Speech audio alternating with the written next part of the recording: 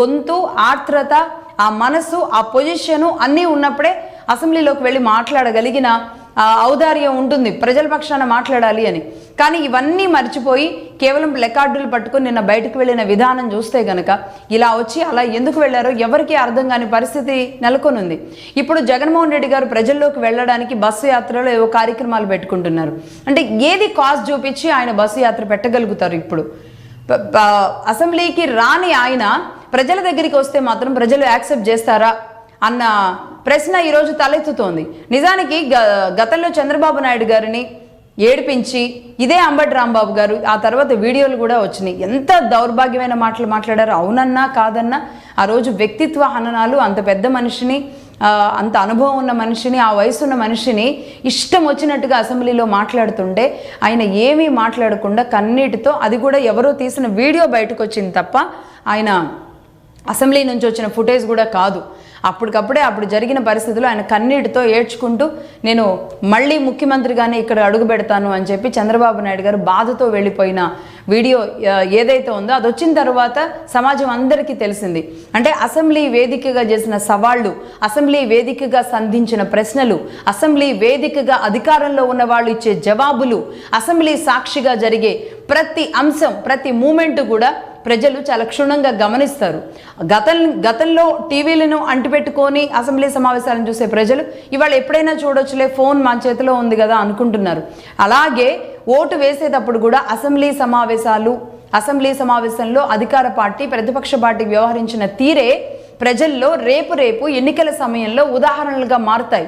వాళ్ళు ఓటేసే క్రమాన్ని, మార్చే విధానాన్ని కూడా అసెంబ్లీ సమావేశాలు పూర్తిగా ప్రతిబింబించేలా ఉంటాయి. అలా కాకుండా అసెంబ్లీ సమావేశాలని లైట్ తీసుకొని ఈరోజు ఇదే ఎమ్మెల్యేలు, ఈ 11 మంది ఎమ్మెల్యేలకి అసెంబ్లీ సమావేశాలకి సంబంధించి సపరేట్ బడ్జెట్ ఉంటుంది. వాళ్ళు వచ్చినా రాకపోయినా దానికి వాళ్ళకి ఆ బడ్జెట్ ఇస్తారు. అలాగే ప్రతి నెల ఆ ఎమ్మెల్యేకి గవర్నమెంట్ ఇచ్చే శాలరీ ఉంటుంది. సో ఇవన్నీ తీసుకుంటూ, మన డబ్బులే తీసుకుంటూ ప్రజల ద్వారా ఎన్నిక కాబడి అసెంబ్లీలో కాసేపు కూడా ఒక 10 రోజులు కూర్చోవడానికి నిలబడలేకపోతే ఇంకా అలాంటి నాయకులు అవసరమా అనే ప్రశ్న ప్రజల్లో వస్తుంది. కాబట్టి రాజకీయ పార్టీలు పూర్తిగా తీరు మార్చుకోవాలి. సోషల్ మీడియా వేదికలుగా పేపర్ పులుల్లాగా రెచ్చిపోవడానికి, ఒకరినొకరు వ్యక్తిత్వ హననాలు చేసుకోవడానికి, వీళ్ళ వీడియోలు వాళ్ళు, వాళ్ళ వీడియోలు వీళ్ళు ట్రోల్ చేసుకోవడానికి కాకుండా కాస్త కూస్తో నాయకులుగా మా అందరికంటే అన్ని రకాలుగా, ప్రజల కంటే అన్ని రకాలుగా అనేక మంది కంటే, ఎందుకంటే ఈరోజు నాయకులుగా వాళ్ళు గుర్తించబడి ప్రజల చేత ఎన్నుకోబడ్డారు అంటే వారికి ఆ స్థానం ఉంటుంది. ఆ స్థానాన్ని ఒక గొప్ప స్థానంగా చూపించాలి అంటే కనీసం వాళ్ళల్లో కొంతైనా నైతికత ఉండాలి, నిజాయితీ ఉండాలి. నేను అందరిలాంటి వాడిని కాదు, ఈరోజు నన్ను ప్రజలు గెలిపించారు, నేను ఒక యూనిక్ పర్సనాలిటీ, నేను ఒక యూనిక్ పర్సన్ని అని వాళ్ళగా వాళ్ళ పర్సనాలిటీని వాళ్ళు గుర్తించగలగాలి. ఫస్ట్ ఎవరో గుర్తించడం కాదు, ఏ నాయకుడికి ఆ నాయకుడు నా స్థానం ఏంటి అనేది గుర్తించగలిగితే ఆ స్థానాన్ని వాళ్ళ పెద్ద నాయకుడికి చెప్పుకోనైనా సరే మనం కూర్చోవాలి అని చెబుతారు. అలా కాకుండా నిజానికి ఇప్పుడు 2 ఏళ్ళు గడిచిపోతుంది. ఈ బడ్జెట్ సమావేశాలకి వైసీపీ డుమ్మా కొట్టింది అంటే ఇంకా మహా అయితే ఇంకొక ఏడాది ఉంటుంది. ఆ ఏడాది తర్వాత వీళ్ళు వెళ్ళినా ఎవరు పట్టించుకోరు. 2 ఏళ్ళు ఎందుకు రాలేదు అన్న ఆ తర్వాత ఎలా అసెంబ్లీలోకి అడుగు పెడతారు వీళ్ళు? ఇదే అసెంబ్లీలోకి అడుగు పెట్టని ముద్రతో నెక్స్ట్ ఎన్నికల్లోకి ఎలా వెళతారు? ఇలాంటి అనేక ప్రశ్నలు ఉన్నాయి. సో మొత్తంగా పచ్చి బూతులు, ప్రవర్తనలు వీటన్నింటినీ దాటేసి ఈరోజు మేము అసెంబ్లీని లైట్ తీసుకుంటున్నాము అంటే ఇంకా వ్యవస్థల్ని, రాజ్యాంగాన్ని పూర్తిగా ఉల్లంఘించినట్టే అన్న విషయాన్ని వైసీపీ వదిలేస్తోంది.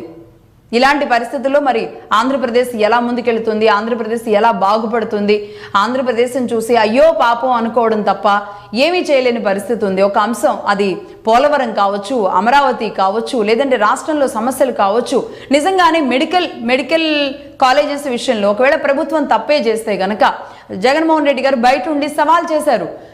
ఏమని సవాల్ చేశారు? ఎవరైనా వచ్చారు అంటే మేము అధికారంలోకి వచ్చిన తర్వాత మేము వాళ్ళందరి మీద కేసులు కట్టేసి జైల్లో పెడతాము, వాళ్ళందరి ఇది కూడా క్యాన్సిల్ చేస్తాము అని. మరి టెండరింగ్కి పిలిచినప్పుడు ఏ ఒక్క వ్యాపారి కూడా రాలేదు. ఆఖరికి నారాయణ మెడికల్ ఇన్స్టిట్యూట్స్కి సంబంధించి వాళ్ళు కూడా మెడికల్ కాలేజెస్కి సంబంధించిన టెండరింగ్లో పాల్గొనలేదు వాళ్ళు. మరి ఇలాంటి పరిస్థితి, ఈ సవాళ్ళు అది బయటేసే బదులు ఇదే అసెంబ్లీలో ఉండి మాట్లాడితే తప్పేంటి? లేదు ఇద్దరూ కలిసి పూర్తిగా మేము ఇంత ఖర్చు పెట్టాం, మీరు కూడా ఇంత బడ్జెట్ ఇవ్వండి, ఈ బడ్జెట్తో మెడికల్ కాలేజెస్ విధానంలో మనం ముందుకు వెళదామని ఒక మంచి సలహా సూచన ఇచ్చే అనుభవం కానీ లేదంటే ఆ బుద్ధి కానీ లేని ప్రతిపక్షం అనేది రాష్ట్రానికి అవసరమా అన్న ప్రశ్నలు వస్తాయి. ప్రతిపక్షం మాట్లాడకపోతే అధికార పక్షం ఖచ్చితంగా విచ్చలవిడిగా తను అనుకున్నదే చేసుకుంటూ వెళుతుంది. కాబట్టి ఒక కట్టడి చేయడానికి ప్రతిపక్షం అవసరం అనేది చాలా ఉంటుంది.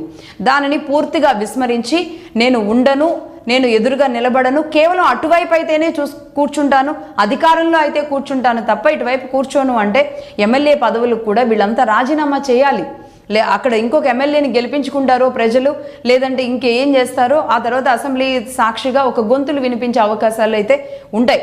బట్ చూస్తున్న వాళ్ళకి మాత్రం నిజంగా ఆంధ్రప్రదేశ్ పరిస్థితి ఇలాగే కొనసాగితే